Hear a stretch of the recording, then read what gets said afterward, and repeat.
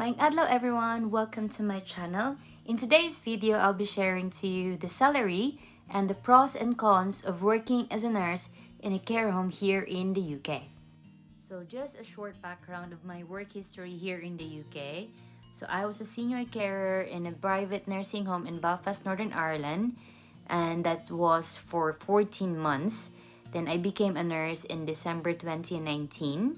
Tapos lumipat po kami ng England last March 2020. So ito na po yung bago kong employer. So disclaimer muna po tayo, no? So this is not about bragging of what I personally earn here in the UK, but this is to inspire nurses who are leaning to work in a care home setting and to give them ideas of what are the pros and cons if they choose the career path in a care home. So let's start with the cons first. Most, if not all care homes, they don't offer sick pay. So once you get sick, you will not be paid on the hours that you have missed. Not unless if you were hospitalized or if you underwent any procedures that require you to rest for a longer period of time, then you are entitled to receive your statutory sick pay, which is just roughly £95 a week. Imagine, ganun kaliit yun. Magsusurvive ka kaya, paano pambayad ng rent, ng mga bills, paano na?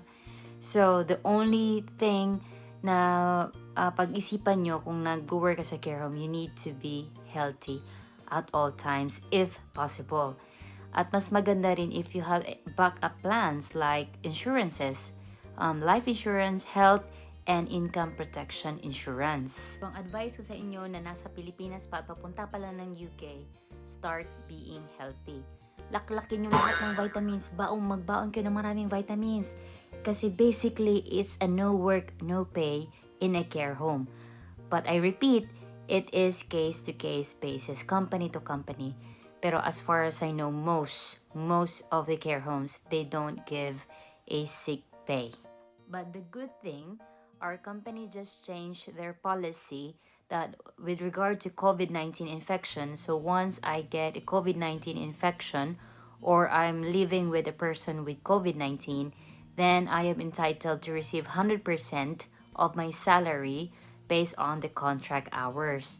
So unlike before na hindi po ganun. So kidding aside, in Bisaya expression, lawas jud ang kapital ni mo diri sa UK, which means health is wealth. Another disadvantage is we don't receive night differential pay. So sa mga night staff, pareho lang po sila ng rate ng day staff. Unlike in the hospital that they do offer extra payment for those nurses who are taking night shifts. Another thing is we don't get overtime pay. So if we work beyond our contract hours, we don't get extra. So we only get what is our basic hourly rate. However, that varies from company to company. So other employers, they do pay extra if you work beyond your contract hours. So for example, in my previous employer, if I work beyond my contract hours, so nag-iiba po yung rate ko. So the hourly rate times 1.25. So malaki-laki po siya. The only catch is in that previous employer, my breaks are not paid. Another downside is the contribution of the employer towards your pension is smaller in a care home. Another disadvantage is that the induction period of a nurse in a care home is much shorter compared if you work in a trust. But this varies company to company based on their policies. Although every nurse will undergo competency. So hindi ka naman po itatapon sa floor if they think you are not competent enough to be left alone. Another downside in working in a care home is the career progression is one-dimensional. So as far as I know, if you're a staff nurse, if you want to climb the job ladder, then the options are to become a clinical lead, clinical services manager, or deputy manager, then a manager, then regional manager. So unlike sa NHS, marami kang pwedeng pagpilian ng mga specializations. The last on my list is purely an opinion. So working in a care home, the daily routine can be boring. Especially if you work in a hospital for a long time, lalo na kung sa intensive care ka. Like me, nagtrabaho ko sa high dependency unit before. So maya-maya may mga action talagang nangyayari. Pero may mga action din naman sa care home, wag ka, maraming nahuhulog, maya-maya may nahuhulog. Yun siya ang mga action sa care home. Pero sa pag-arrest, wala na yung action na maghila-hila ka ng crash cart na nasanay ka dahil nagtrabaho ka nga sa intensive care. Wala yun siya. Medyo nga nawirla ako nung bago pa ako na staff. Kasi nga di ba nasanay ka na kailangan mo i-revive yung tao na nag-arrest. And nasa care home pala ako. Tapos may DNA CPR. Halos ng residents, they have DNA CPR. So, hindi mo pwedeng i-revive yun. Ako, makukulong ka pa. So, I'm not really sure if the thing that I mentioned is actually a good thing or a bad thing. But, sinali ko na lang siya sa cons just in case na pareho pa tayo ng opinion. So, let's talk about the pros of working in a care home. So, top of the list, most if not all companies, they offer bigger salaries to the nurses compared to nurses in the trust. So the salary of the nurse in a care home is usually equivalent to a band 7 nurse. However, you have to consider as well that not all employers in a care home offer paid breaks. So it really matters, no, kung hindi po bayad yung breaks nyo. The second advantage is that the medication is not that complicated, mostly. So based on my experience in our care home, most of the medications are to be given orally.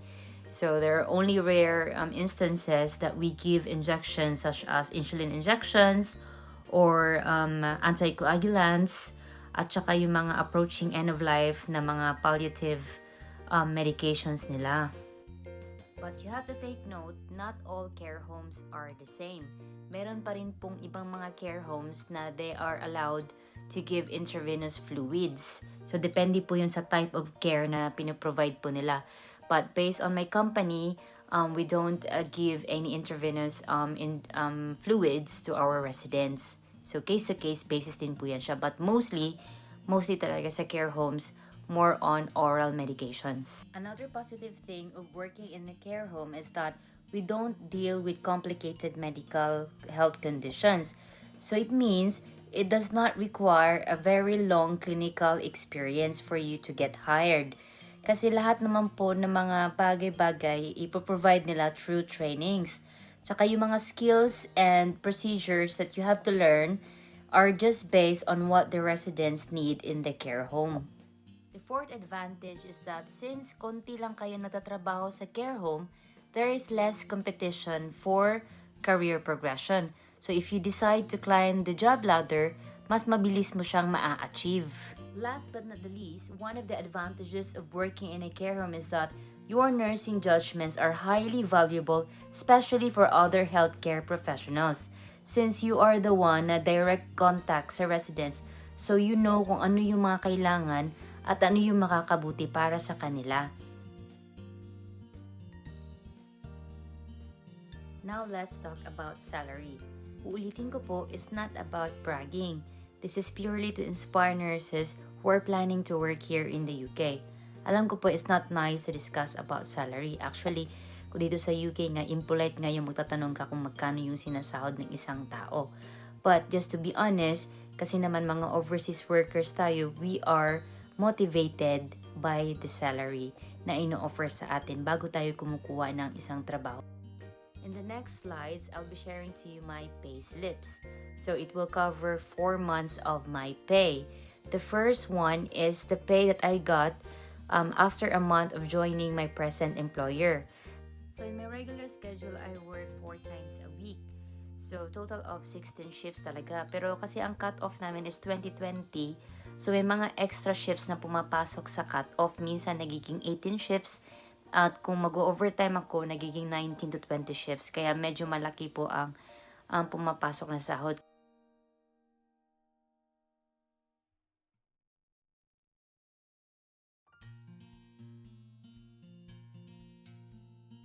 The other 3 payslips are my salaries for the last 3 months.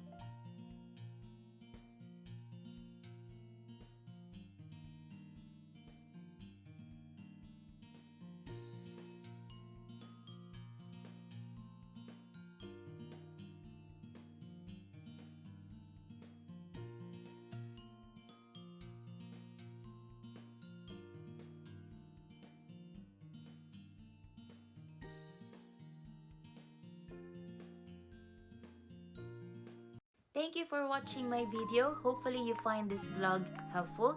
If you have any questions or suggestions for my future vlogs, please don't be shy. Comment down below in the comment sections. So please like and subscribe to my YouTube channel, Corrdapya TV. And once I reach 1,000 subscribers, I will be giving out a surprise. I'll see you soon. Bye-bye!